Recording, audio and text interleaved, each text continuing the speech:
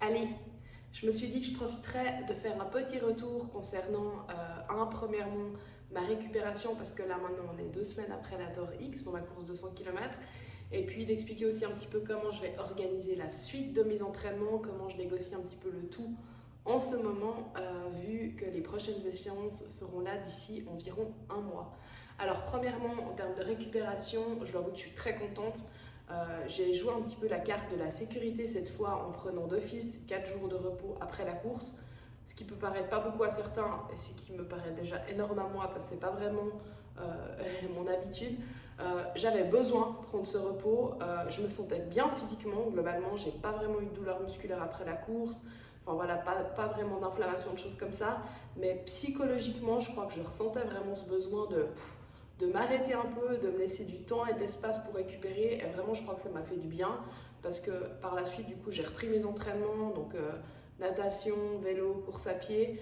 Et puis, avec vraiment des bonnes séances, dont une séance de 20, presque 25 km sur route ce week-end qui s'est bien passé. Enfin, un petit peu fatiguée, même parce que j'avais pas beaucoup dormi, mais autrement, vraiment des bonnes sensations, pas de douleur. Donc, c'est plutôt top, top, top.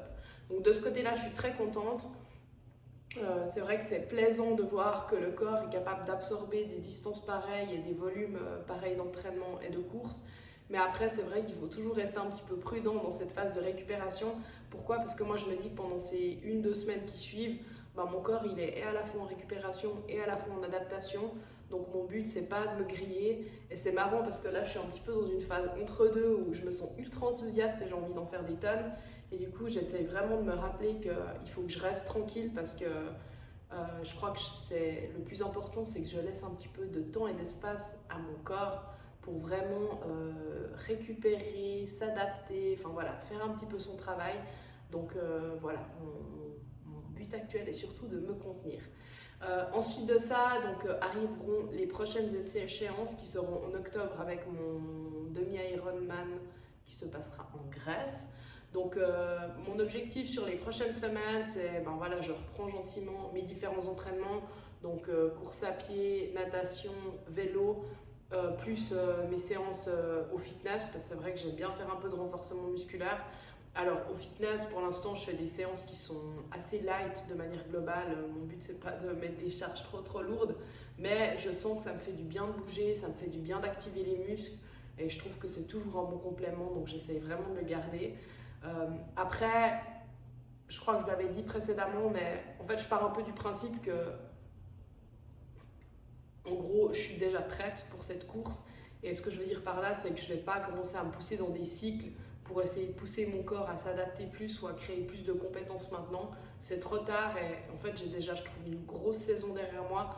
Donc mon objectif, c'est plutôt de maintenir mon niveau actuel, de continuer de jouer avec ce que j'ai déjà construit sur les derniers mois, plutôt que de me pousser parce que je trouve que là, je suis vraiment dans une tangente où si j'en faisais trop, je pourrais vite me blesser, étant donné le passif, comme j'ai dit, de la saison. Et donc, je pense que c'est vraiment le jeu que j'ai envie de mener, c'est de rester un petit peu prudente sur ces prochaines semaines pour être sûr que mon corps est capable de soutenir l'entraînement qui continue. D'expérience, j'ai toujours eu des downs à ce moment de la saison. Je pense parce que j'en faisais un peu trop pendant les mois d'été, enfin j'étais un petit peu à bloc.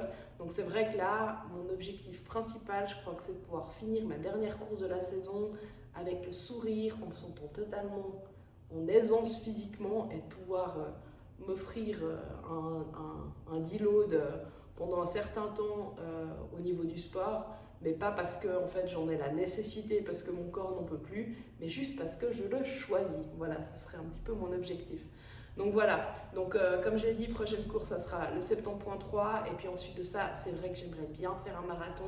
Donc il est possible qu'en novembre, je fasse un marathon, mais je n'ai encore signé pour rien. Donc ça reste à voir et à venir. Voilà, autrement, ben, pas de gros changements prévus. Pour moi, le côté délicat, c'est toujours un petit peu cet équilibre quand je reprends le travail entre la gestion de l'entraînement et puis la fatigue qui est due au travail, qui est aussi due au fait que je dors souvent assez peu, et puis ben, trouver ces créneaux et pour m'entraîner, mais aussi pour avoir des temps un petit peu off et de récupération psychologique, parce qu'autrement, je me rends compte qu'on est toujours dans le faire.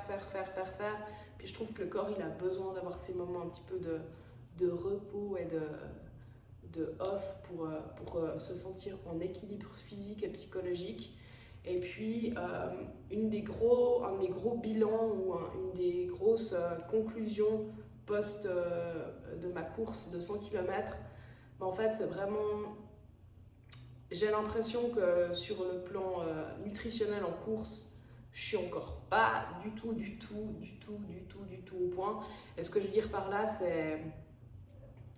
je trouve que j'ai une énergie qui est trop instable pendant les courses longues, avec vraiment des fois des gros downs que je n'arrive pas vraiment à récupérer ou à retourner. Donc là, j'ai commencé à reprendre pas mal de lectures sur les différentes stratégies nutritionnelles. Je m'intéresse à ça, j'en dirai plus quand j'en aurai testé un peu plus.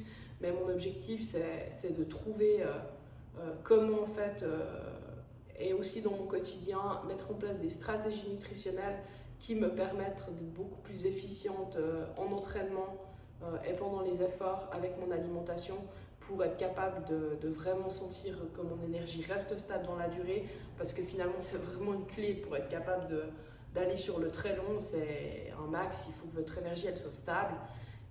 Et c'est vrai que c'est assez frustrant quand on a l'impression que notre corps physique suivrait, mais qu'au niveau métabolique ça ne suit pas. Donc voilà, c'est un sujet qui est passionnant, donc on verra ce que je trouve comme clé. Est-ce que je peux me permettre de tester encore sur ces prochains mois, vu que ma saison n'est pas finie.